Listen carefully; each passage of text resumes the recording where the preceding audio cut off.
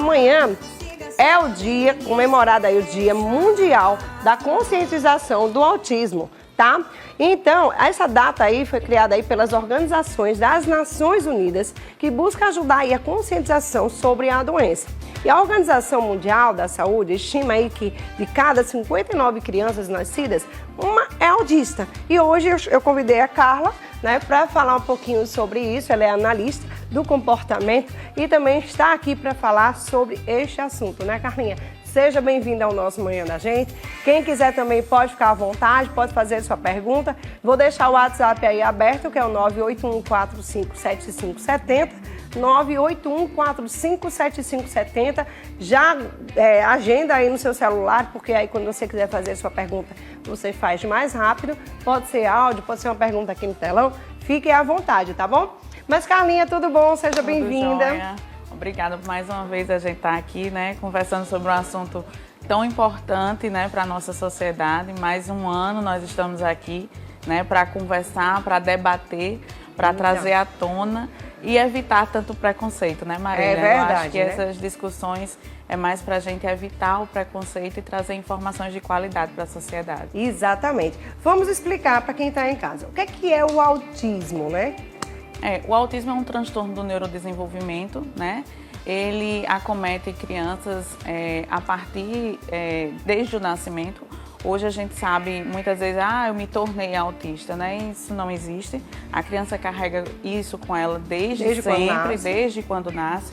O que acontece é que nos 2 anos, normalmente, é que as características começam a ficar mais aparentes, porque ela vai para a escolinha e a mãe começa a notar diferenças de características entre o desenvolvimento dela e aquele períodozinho que a criança começa mais a falar. Então, os pais, a escola, ela já vê que a criança não fala tanto, a criança ela não responde a chamada do nome. Então, desde sempre a criança é autista, a gente tem que deixar isso bem claro, né? Mas na fase dos 2 anos, 1 ano e pouquinho, é que se nota mais as características. Uhum. Vamos explicar para quem está nos assistindo como é que funciona essa terapia ABA, né? Porque muita gente fica, ABA, é método, isso é o quê? Como é que se aplica isso? Como é que a gente pode utilizar o ABA, né, para o tratamento de uma pessoa com autismo? Excelente pergunta, Marília. Hoje a gente sabe que para tratamento do autismo, a terapia-chave, a terapia ouro para o tratamento do autismo é a terapia ABA. ABA, na verdade, não é um método, como é difundido em Instagrams, né? A gente vê método ABA. Não é uma ciência. É uma ciência criada, né, através da análise do comportamento, né?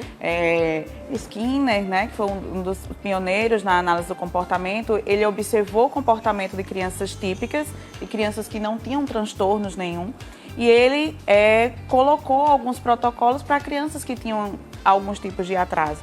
Então, isso ele começou o grande boom da ciência para protocolos de tratamentos comportamentais para essas crianças que tinham atrasos.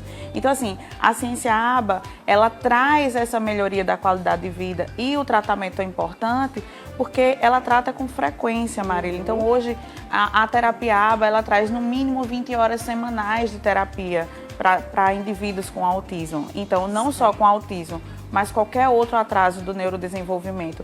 Então, a gente vê que funciona, né? Então, assim, é até um alerta que a gente traz aqui no programa, né? Para os pais e famílias ter cuidado, porque a gente vê muita enganação nesse meio, sabe? As pessoas vendendo método ABA. Método ABA não existe. O que existe é uma terapia feita por profissionais qualificados, experientes, que você tem que procurar saber o histórico dos profissionais, o histórico das clínicas que estão atendendo seus filhos, porque quando existem uma incidência grande, né, como a do autismo hoje nós temos vários diagnósticos, não que a incidência esteja maior, Marília, mas hoje a ciência avançou tanto que nós temos mais diagnósticos, nós temos acesso às terapias, nós temos a terapia ABA que está trazendo essas crianças à sociedade, eles estão cada vez mais nas escolas, nos shoppings, nos parques, Exato. que é o tema da nossa caminhada, né? Do evento, como se lugar de autista é em todo lugar. Exato. E a terapia, ela proporcionou isso, né? Antigamente a gente lembra que os autistas estavam presos nas suas casas, né? Estavam presos em clínicas de recuperação. E hoje a gente está aqui para contar que a gente já avançou muito. Exato. Até em estacionamento tem lá plaquinha autista, né?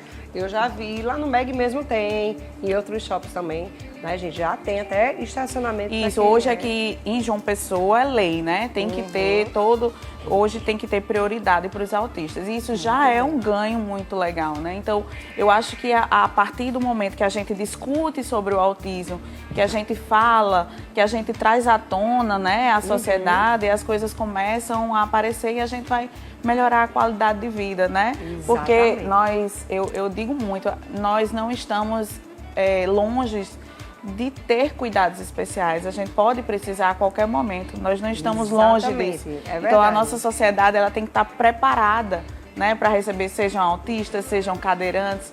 Nós temos seja com síndrome de Down ou com qualquer outra coisa também. Exato, né? nós temos obrigação social de estarmos preparados enquanto terapeutas, enquanto sociedade civil em si, para receber eles com muito carinho, com muito amor e principalmente preparados para isso, né? Exatamente. A gente já tem uma pergunta, vamos colocar aqui, não sei se é pergunta ou dúvida. Eu gostaria de saber quem pode dar o diagnóstico.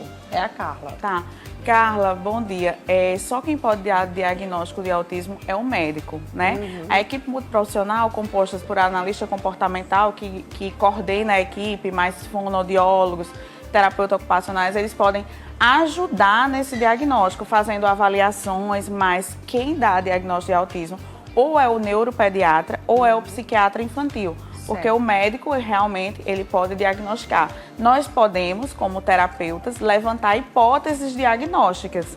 Nós vemos as características, nós vemos que aquela criança tem algumas características e nós encaminhamos para o médico para ele diagnosticar, que tem que ser o neuropediatra ou o psiquiatra infantil. Muito bem. Deixa eu te fazer uma pergunta, né? Para quem está nos assistindo, quais são as características, né, mais comuns que vocês veem diariamente de um autista? Para que as mães que estão em casa, às vezes, elas não sabem ou não querem, né, acreditar que seja, ou não querem, sei lá, ver, né? Às vezes tá com o olho, não, meu filho não é. Mas assim, quais são as características, mais ou menos, de um autista? O que é que o autista, a mãe, ela pode identificar que o menino tem alguma coisa de diferente? Hoje, para a ciência, né, o DSM-5, a gente tem a díade de características, que são movimentos repetitivos.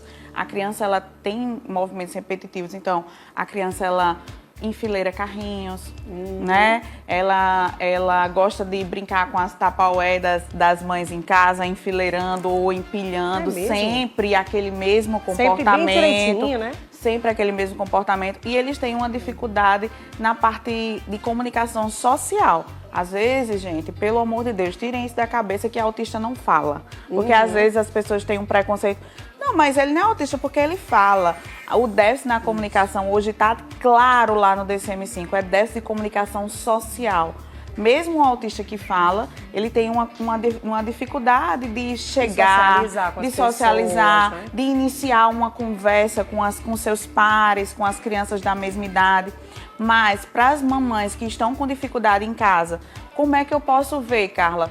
1 ano e meio, não olha no olho, não responde ao chamado nome. Você tá lá, João, e João não olha, e João não olha no olho. João não tem interesse de brincar funcionalmente com os brinquedinhos lá para os 2 anos, sempre joga os brinquedos, não tem paciência de focar, de sentar para brincar. Já são sinais de alerta, Marília. Também, tá? né?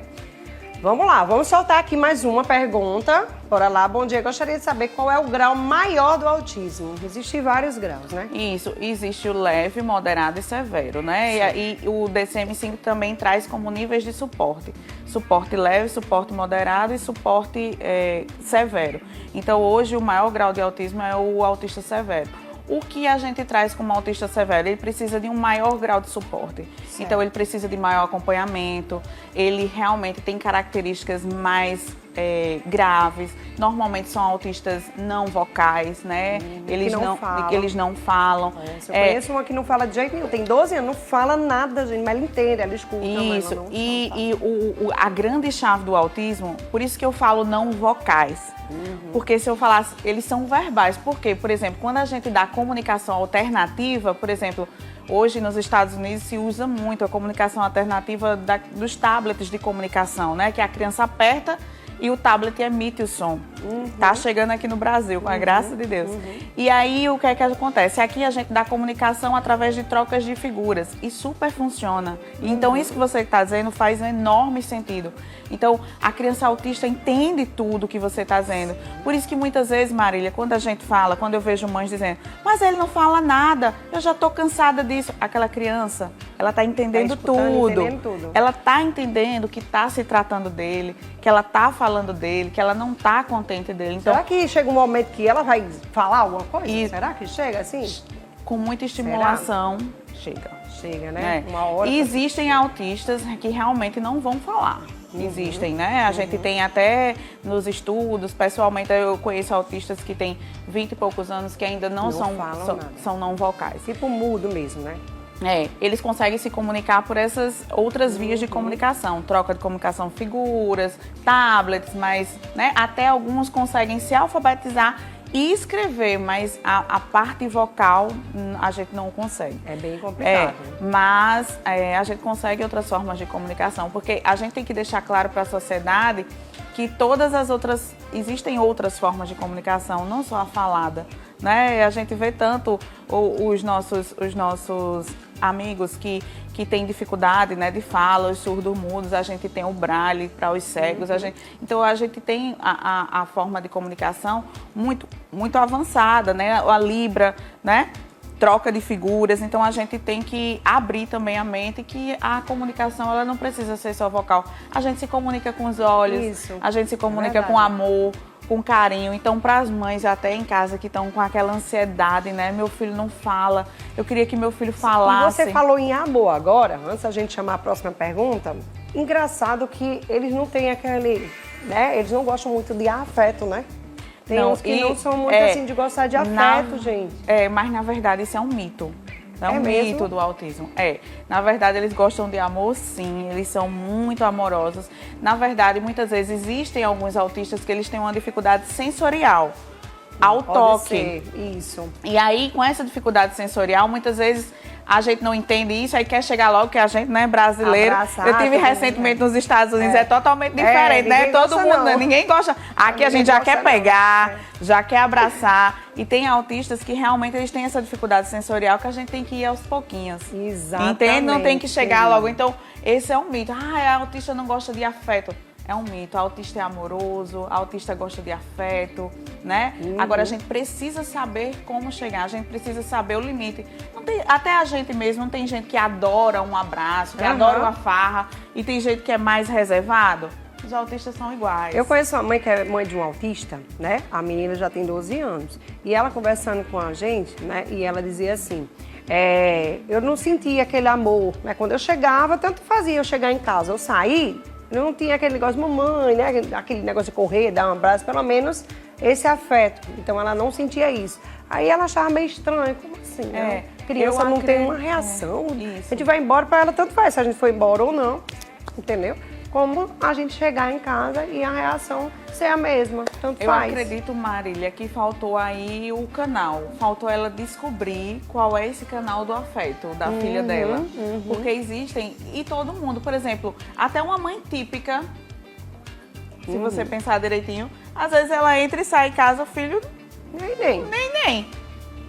Por quê? Existe alguma coisa para isso? Existe aquele pareamento afetivo, existem aquele, a gente chama muito no ABA, existe aquele reforço, né? Aquela criança quer ver muito aquela mãe. Muitas vezes, por você ser mãe de autista, você acha que ele não gosta de afeto e você não dá afeto.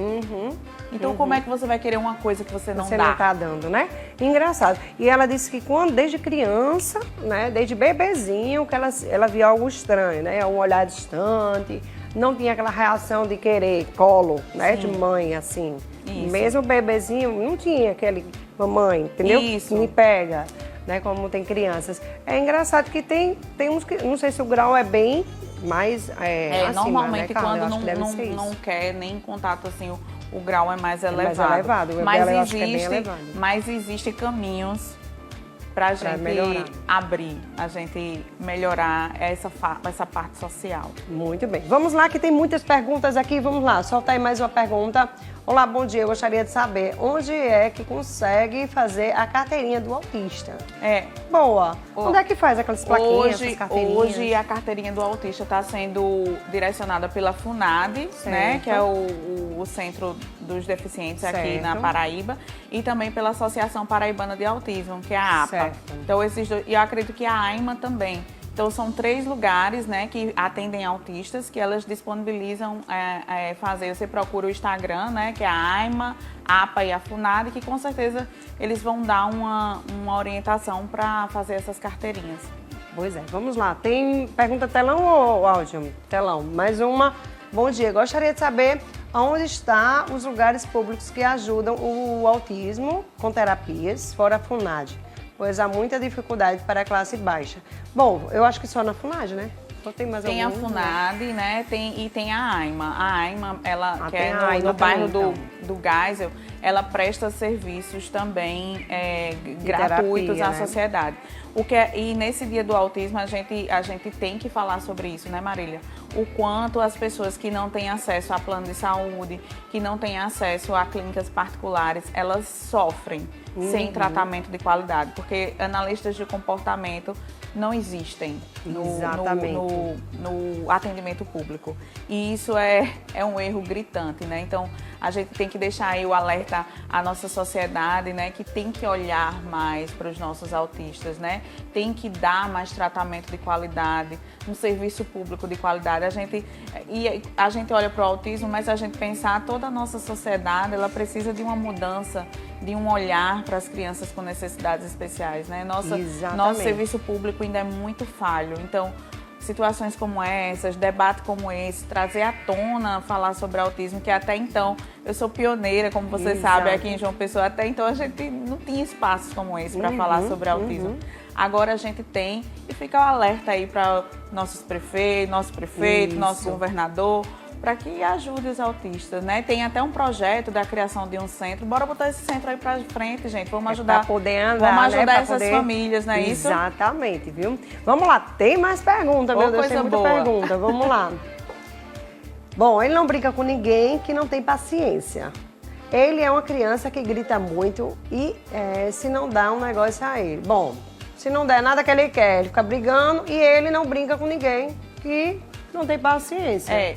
A gente tem que dar uma olhadinha, avaliar se é um problema realmente, se ele tem uma característica de TEA realmente ou se é um problema de comportamento. Hoje em dia, cada vez mais, com essa vida louca que a gente tem, Marília, a gente vê crianças muito mimadas, né? Vamos jogar a real aqui ao vivo. Exatamente. Nós temos muitas crianças mimadas, que quando a gente nega alguma coisa, já joga faz tudo, birra, já se joga no chão, né? Então, a gente tem que deixar claro, vamos lá, o que é realmente autismo, né? Vamos fazer uma avaliação, entrar numa avaliação técnica com os profissionais, com o médico para saber o que é, mas você precisa saber como manejar o seu filho, sendo ele autista ou não. Então, é o que eu digo muito, a gente precisa ter controle institucional das nossas crianças. Com né? certeza. Tem mais um, mas é áudio agora. Vai, solta. Bom dia, aqui é a Daniela. Eu tenho uma filha de 5 anos, aí eu falo com ela, ela não me escuta. Aí eu chamo ela umas 10 vezes, ela não vem até a mim. Bom, essa questão da audição. Bom, pode ser também um problema de audição, como também pode ser o problema de realmente esse problema do autismo Normalmente, mesmo, né? Maurília, hoje, como todas hoje pela Associação Brasileira de Pediatria, todas as crianças, principalmente ela tem 5 anos, então ela já sai da maternidade com o teste da orelhinha ok. Exato. Então hoje a gente sabe que a gente já descarta problemas na audição. Sim. Então assim, se é uma criança de 5 anos, não atende pelo nome, não responde a comandos, precisa procurar urgentemente profissionais para fazer uma avaliação dessa criança. E não deixar para depois, Marília, porque o diagnóstico precoce, a gente chama da maturação cerebral. Maturação da criança, cerebral da criança é importantíssimo. Quanto mais cedo diagnosticar, melhor vai ser o tratamento, porque quanto mais cedo a gente começa o tratamento, melhor é o prognóstico dessa criança no futuro. Uma criança que tem autismo leve, essa criança pode melhorar com o tempo? Pode, a gente consegue dar alta a autistas leves. E aí fica bom e se você tranquilo. passar, ontem a gente estava com um paciente nosso, a gente disse, a gente vai melhorar isso aqui, depois a gente vai dar alta. Então assim, autistas leves normalmente, que também não são tão leves assim, quando chega a parte da crise, aí as mães sabem, né, que as pessoas às vezes passam a mão em cima dos autistas leves, mas não é bem assim.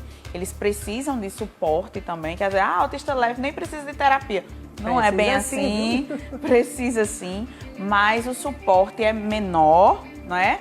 Eles podem ter alta, né? Até moderado, às vezes consegue ter alta, porque assim, a terapia ABA é uma terapia realmente de frequência e que funciona, porque a gente tem comprovação e evidência científica, né? Então, a gente fica muito feliz de hoje, né, a gente está em 2022, a gente ter tanta coisa boa para a gente dizer coisas que há 15 anos que eu já começava no autismo aqui em João Pessoa, a gente não tinha tanta perspectiva, né? É muito às vezes bom. sabe nem o que era, né? Exato. Que é isso, né? Ninguém sabe, nem se falava nisso, Exato. né? Vamos lá, solta aqui, por favor, mais uma pergunta.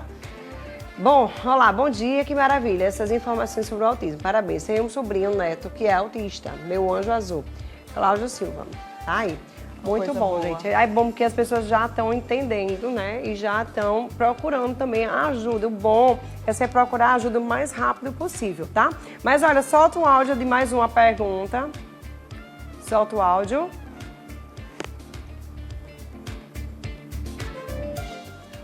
Então, solta o telão aqui enquanto vocês organizam o áudio. Vai lá. Bom dia, Marília. Meu bebê, ele tem 2 anos, que ao desenvolver, o andar, começou a andar de ponta de pé. Ele não atende pelo nome, você fala com ele, ele não olha no seu rosto. É tanto que ele está sendo acompanhado pelo psicólogo.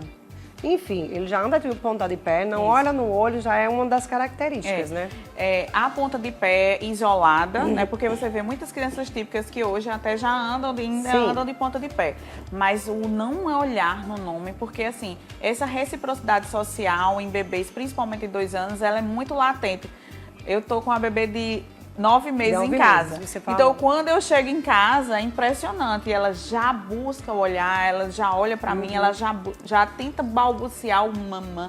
9 meses. Então, a criança de 2 anos, que não fala, não olha no olho, tá andando de ponta de pé. Então, aí vamos falar com esse psicólogo que tá atendendo ela, né? Para já acelerar o processo, para encaminhar para diagnóstico. Exatamente, porque quanto mais rápido, melhor, Quanto mais né? rápido, Vamos melhor. soltar agora o áudio que a gente estava para soltar. Bom dia, Marília.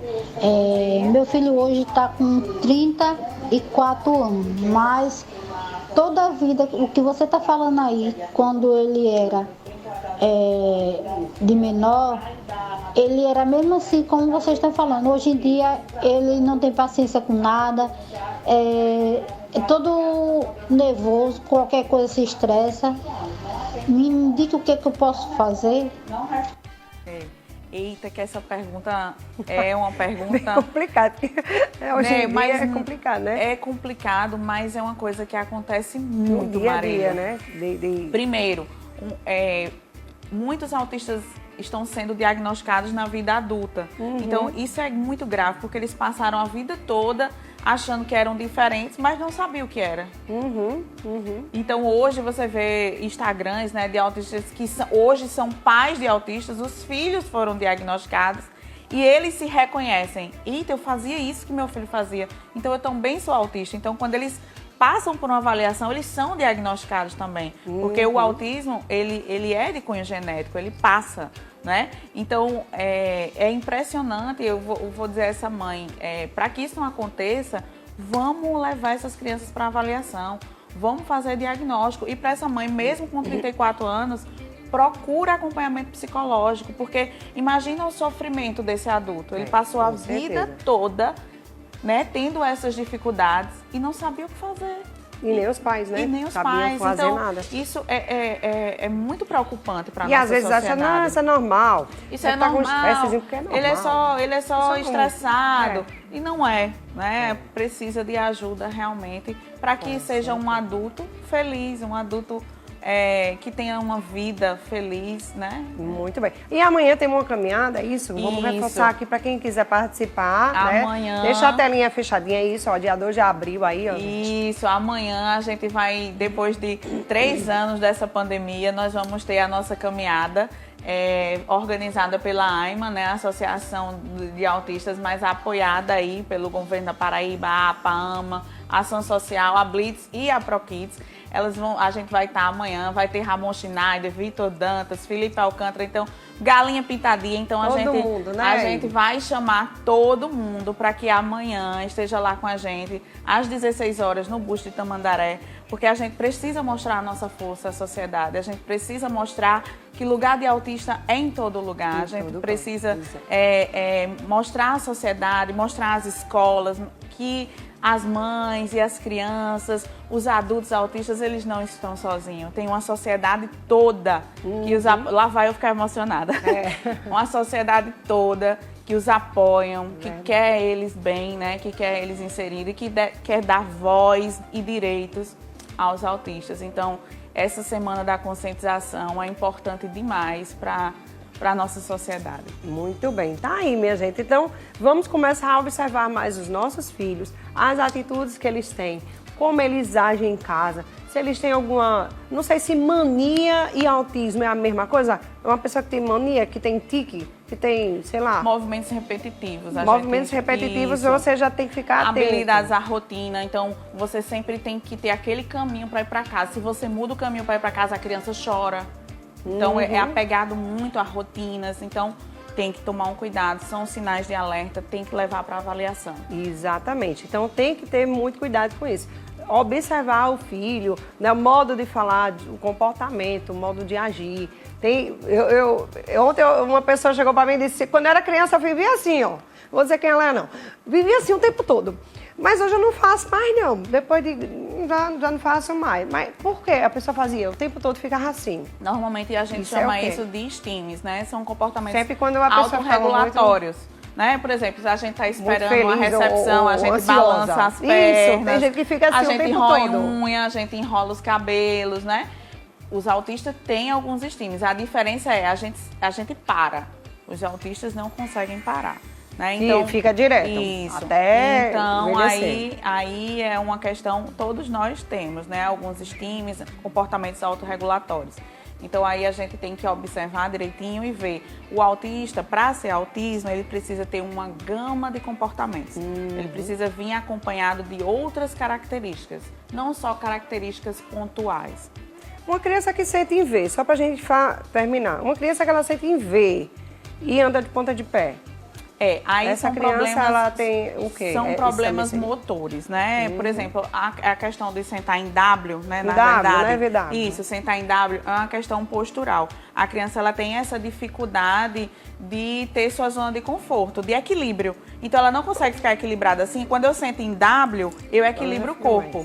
Então, é bom levar para uma avaliação no fisioterapeuta, né? Para o fisioterapeuta orientar essa mãe, essa família de como agir. E na ponta de pé, se vier só isolado, se vier sem outras características, que não seja autismo, também tem que levar na avaliação o fisioterapeuta ou ortopediatra para a gente ver o que é que realmente existe, pode estar acarretando. Né? Muito bem, tá aí, viu, Carlinha? Obrigada por você ter vindo aqui esclarecer um pouco sobre esse assunto. Espero que você que é mãe, né, observe o seu filho mais um pouquinho, desde quando ele nascer, né, para poder você fazer o tratamento mais rápido possível. Porque quanto mais cedo você diagnosticar o problema, melhor, mais cedo você vai começar o tratamento. Quem sabe seu filho não fica mais recuperado mais rápido, né? Exato. Bom, gente, vou para um pequeno intervalo. Volto já, não sai daí, tá, gente? Ainda vamos continuar aqui com outros assuntos aqui no programa e ainda tem sorteio, tá? Então já participa comigo.